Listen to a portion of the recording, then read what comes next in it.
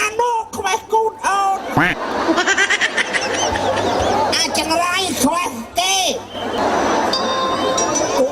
មិនមានហើយឈ្មោះអីនាងជំរាបសួរបងគណៈកម្មការអីស្រីអូនខ្ញុំឈ្មោះផ្លេអសោកភ្លាសោកផ្លោកអាសេអាយអូនេះមកចាអូឈ្មោះមកកណោមិនដាំមកដាក់ភ្លេអសោកឈ្មោះខ្ញុំវាមានច្រើនណាស់មាន3ហ៎ឈ្មោះអីខ្លះដល់ហើយទៅឈ្មោះណែថងខ្វៅថងខ្វៅថងខ្វៅបានកុំភ្លេអសោកចាថងខ្វៅហ៎ចាហៅធម្មតាហៅណែហៅអីពេលអសងវិញពេលអសង